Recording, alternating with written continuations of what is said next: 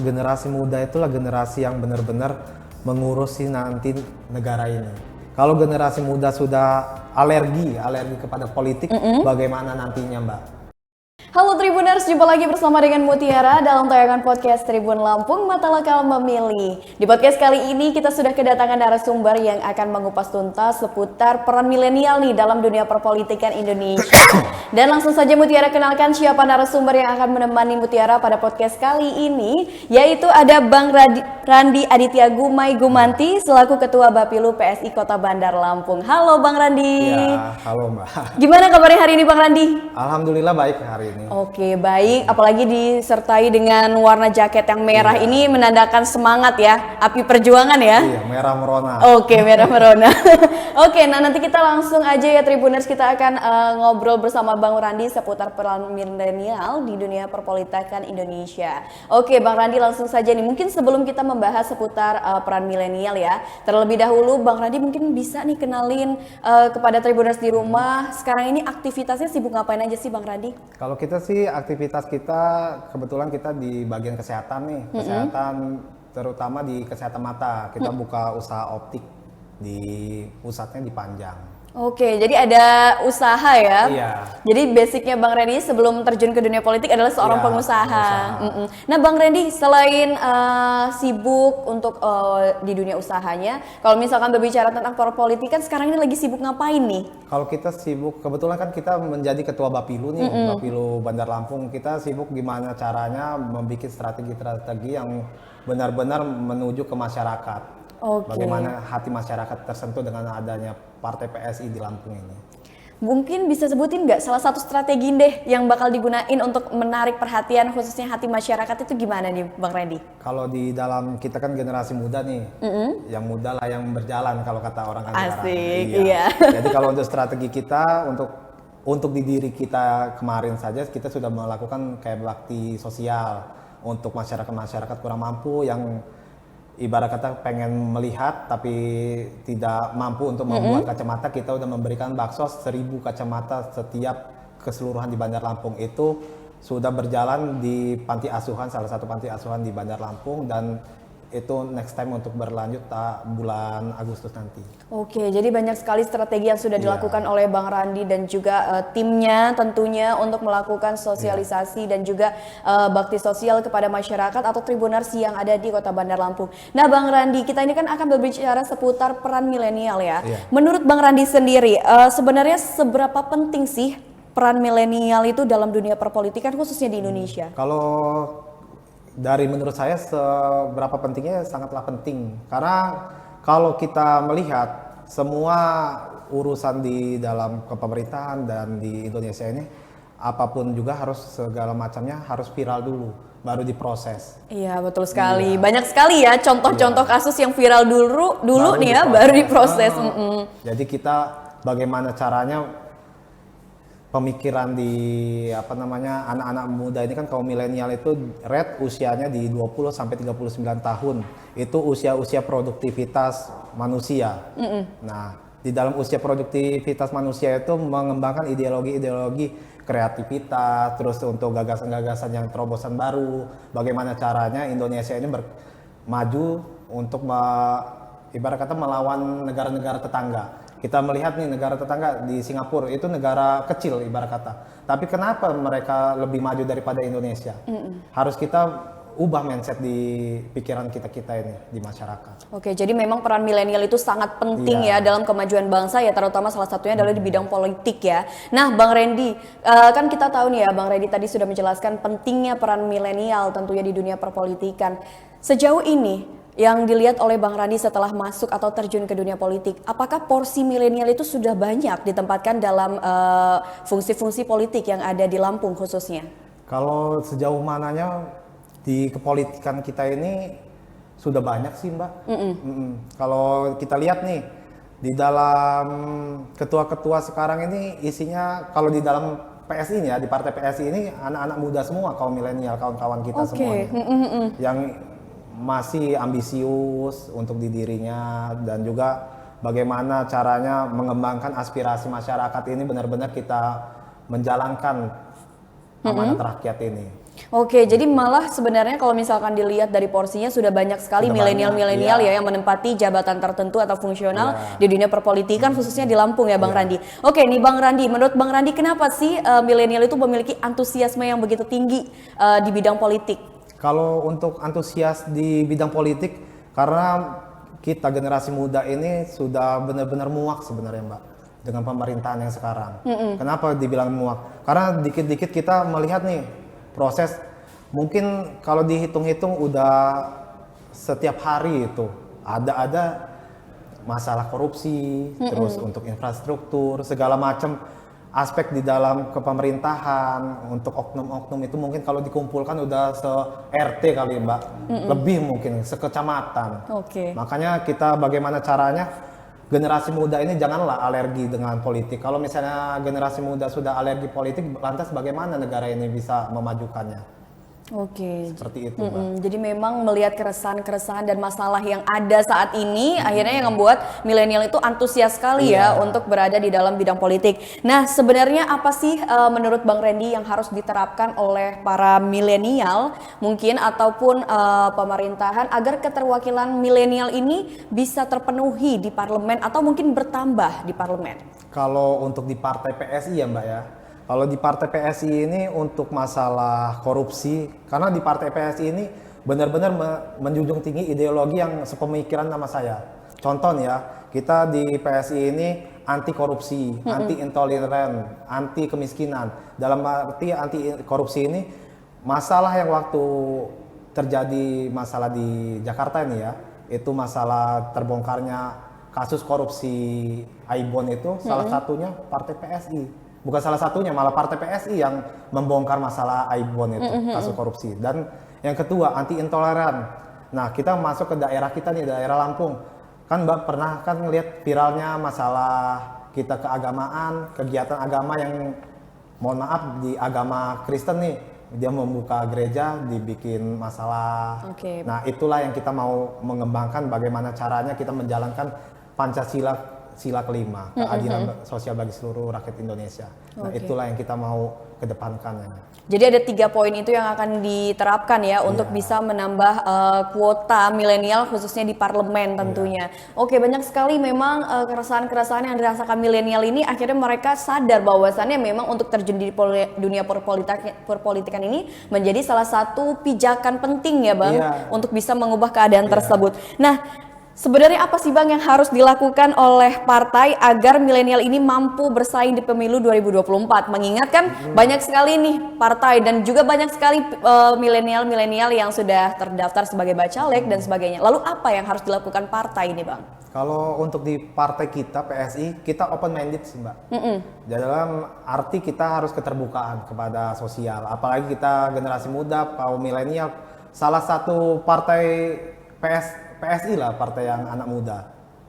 Jadi kalau untuk partai kita ini untuk melakukan terobosan-terobosan itu mungkin untuk di dalam PSI ini sudah ada 70 dewan ya yang duduk di dalam kursi DPRD. Nah, kayak bagaimana caranya kita memajukan untuk berambisi, bukan ambisi juga sih. Bagaimana caranya kita bisa duduk di kursi Senayan. Nah, dalam kursi Senayan itu kita bisa mengubah kayak BPJS itu kita mau membuat gratis. Nah, itu kan salah satunya kemarin lagi viral tuh. Makanya memang harus generasi milenial inilah dikit-dikit harus viral. Nah, makanya bagaimana caranya sekarang kita bisa mengubah di dalam pemerintahan ini, jangan sekali-kali viral baru diproses. Nah, sebelum dia viral kita sudah proseskan. Contoh kita di di Lampung ini, wakil menteri kita ATPBR itu kan dari PSI, Raja Juli Antonius itu dari PSI. Itu kemarin kita udah mengurus di daerah, salah satu daerah untuk masalah pengurusan sertifikat tanah yang tidak ada. Itu kita udah bagikan ke masyarakat-masyarakat yang susah mengurus untuk sertifikat tanah, kita udah bagikan. Itu estimasi kurang lebih 1.000 sertifikat itu Mbak. Banyak sekali 1.000. Iya.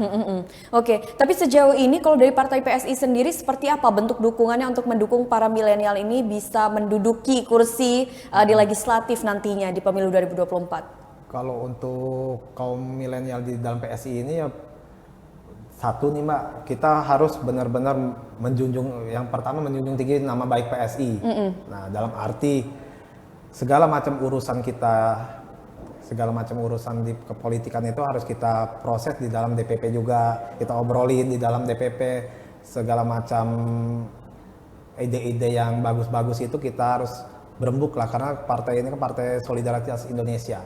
Jadi dalam obrolannya aja Partai Solidaritas, berarti kita harus bersatu bahu-membahu untuk mengedepankan bagaimana caranya kita menang di dalam pileg nanti. Oke, jadi memang musyawarah itu tadi ya, melibatkan banyak pihak untuk menyelesaikan problem yang ada seperti itu. Wah, luar biasa sekali. Nah, Bang Randi ini kan sebenarnya Bang Randi kan tadinya basicnya adalah seorang pengusaha, tapi Bang Randi akhirnya terjun ke dunia perpolitikan. Apa yang mendasari hal tersebut? Yang melatar belakangi akhirnya Bang Randi mau untuk menginjakkan kakinya ke dunia politik, Bang? Kalau untuk di dunia politik ini sih memang saya juga masih baru sih sebenarnya ya. Baru berapa lama itu Bang? Kalau dibilang baru berapa lama, baru sih, baru 2 bulan.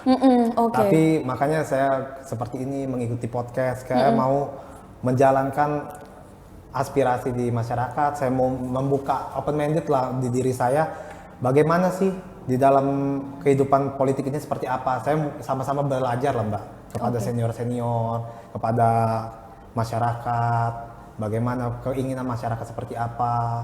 Nah makanya dari situ saya juga melihat baru-baru ini kan kita viral terus di Lampung. Nah itu yang viral-viralin itu kan anak-anak muda semua itu Mbak. Kayak Pandawara Group, terus Bima ngurus infrastruktur.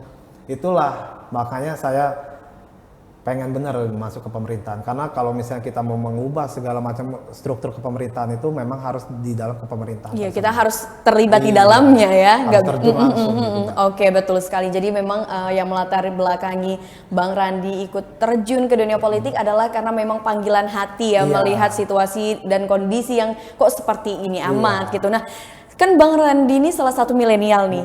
Menurut Bang Randi ya, apa sih strategi yang paling penting yang harus dilakukan untuk memikat hati para milenial khususnya yang di Lampung? Kalau untuk memikat hati itu satu, karena kita yang saya tadi jawab untuk masalah anti korupsi, anti intoleran, anti kemiskinan. Mungkin 3 ini sudah benar-benar konkret. Dalam arti anti korupsi ya kita di dalam PSI Mbak, kita untuk masalah korupsi, sebelum dia korupsi saja sudah dilempar, ibarat kata udah di-cut lah Mbak. Sebelum dia menjadi akar, kita potong dulu langsung sampai habis. Contoh nih Mbak, di ketua DPD ini saya bawa PSI daerah Palembang ya. Ketua DPD PSI Palembang itu kena kasus mahar. Mahar 5 ya adalah dananya itu sekitar maharan itu untuk meminta ke bacalek-bacalek. Kalau di ibarat kata mahar di inilah apa namanya kursi. Oke, baik. Iya, itu yang lagi viral karena biasalah mendekati pemilu-pemilu ya. Sebelum dia bermain seperti itu sudah di-cut di dalam ketua DPD itu, udah diganti di Palembang. Nah, mungkin itulah bergerak di hati saya mengambil di partai PSI ini karena dia satu, kalau kita masuk ke partai PSI ini Mbak, kita tidak ada mahar, masuk segala macam. Benar-benar lillahi ta'ala kalau kita masuk ya masuk dengan misi ya seperti ini, dengan ibarat kata kita masuk di sini kalau misalnya memang mengemban amanah di pemerintahan ini, masyarakat suka sama kita ya kita menjalankan apa sih maunya masyarakat. Dan juga kalau misalkan masyarakat juga harus bahu-membahu kepada kita, karena kalau kita pun juga tidak korupsi, masyarakat nih contoh ya Mbak ya, ada serangan pajar nih, masyarakat dikasih uang nih sekian. Nah itu sama aja korupsi kecil-kecilan itu Mbak, sama aja kan. Nah makanya kita dari situ sistem pemerintahan, sistem masyarakatnya kita harus benar, wawasannya, pemikirannya kita harus luas. Jangan mau lah kita dibodoh-bodohi. Oke, baik. Jadi memang penting sekali ya untuk menjaga iman sih terutama ya. Baik itu dari para politikusnya ataupun juga masyarakatnya. Jadi biar sama-sama bisa saling memajukan bangsa ini. Bersinergi tentunya, betul sekali, atau berkolaborasi. Nah ini Bang Randi, jika memang milenial nanti bisa duduk di bangku parlemen ya, sebenarnya apa yang harus dilakukan? Apalagi tadi kata Bang Randi, banyak sekali hal-hal ya, seperti hal-hal viral itu yang memviralkan dari milenial. Lalu ketika milenial itu akhirnya bisa duduk di parlemen, apa yang harus dilakukan pertama kali atau apa yang harus diterapkan selain dari 3 hal yang tadi disebutkan oleh Bang Randi? Kalau untuk yang diterapkan untuk kesehatan ya Mbak ya. Oke. Sekarang kan untuk di PSI lagi menguruskan BPJS itu digratiskan. Karena kita sudah mungkin ya di dalam unsur UUD kita, Undang-Undang Dasar 45 itu kan di pasal 28 dan pasal 34, semua masyarakat, segala macam elemen masyarakat di dalam Indonesia ini, itu untuk pelayanan kesehatannya itu diberikan sepenuhnya untuk negara. Nah itulah yang kita membuat BPJS ini kita bikin digratiskan. Itu sampai semingguan itu Mbak, orang DPP itu memikirkan bagaimana caranya BPJS ini gratis. Iya, karena memang masalah kesehatan ini menjadi masalah yang krusial sekali ya, terutama di negara kita. Kalau misalkan ingin negara kita bisa dikatakan sebagai negara maju, salah satunya ada tingkat kesehatannya. Kesehatan dan juga untuk sekolah, pendidikan. Pendidikan, ya betul sekali. Contoh nih ya Mbak ya, kita di negara samping juga tuh, di Malaysia. Itu untuk kesehatannya gratis untuk masyarakatnya. Nah, Baik. kalau untuk pendidikan kita ke Jerman tuh, itu gratis juga pendidikan.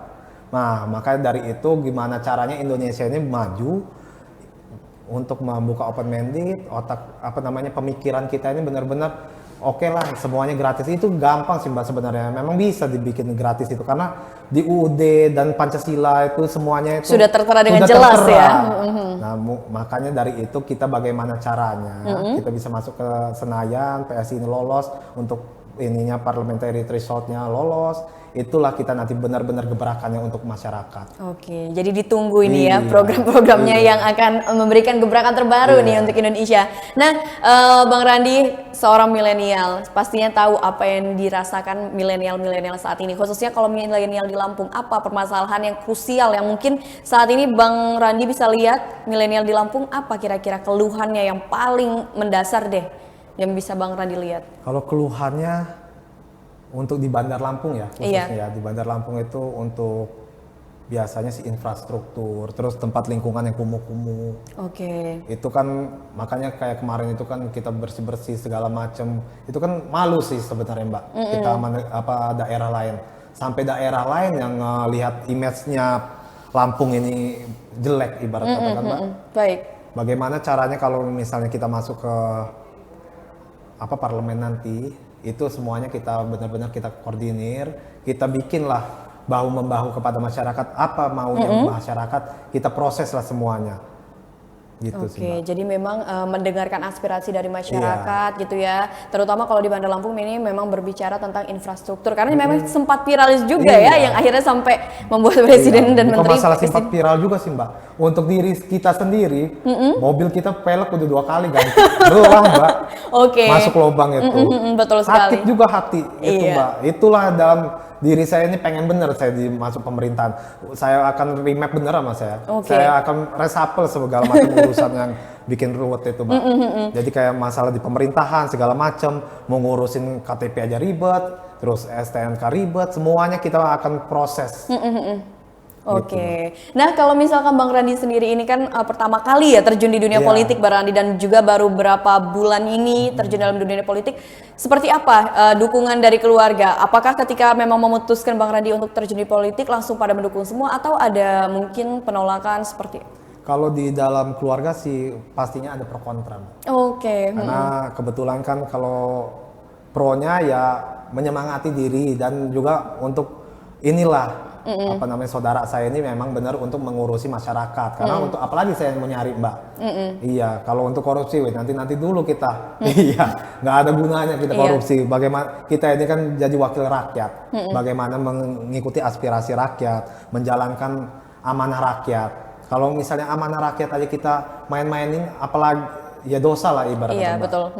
Nah, itulah itu kalau untuk kontranya namanya politik. Pasti kan keluarga ini paham lah politik itu kan kejam juga. Betul. Iya. Jadi ada kekhawatiran tentunya Iya. ya dari keluarga. Yakin nggak ini bakal Iya. baik-baik saja ya. Pokoknya kita doakanlah yang terbaik untuk Bang Iya. Randi ke depannya nih ya. Oke, Bang Randi sejauh ini seperti apa persiapannya untuk menjelang pemilu 2024? Kalau dari diri pribadi Bang Randi?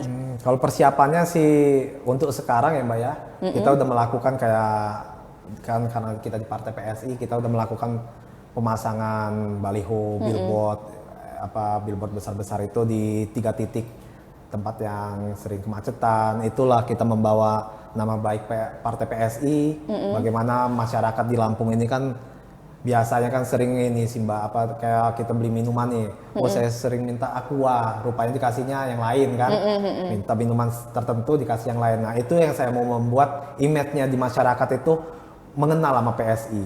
Makanya saya sempat bikin billboard di daerah Wai Halim itu bikin jungkir balik Mbak. Oke. Iya, jadi tulisannya siap kerja jungkir balik demi rakyat. Nah itu bukannya masalah cuma untuk pansos-pansosan Mbak. Saya benar-benar jungkir balik demi rakyat. Bagaimana caranya ya saya benar-benar mengikuti kemauan rakyat Mbak.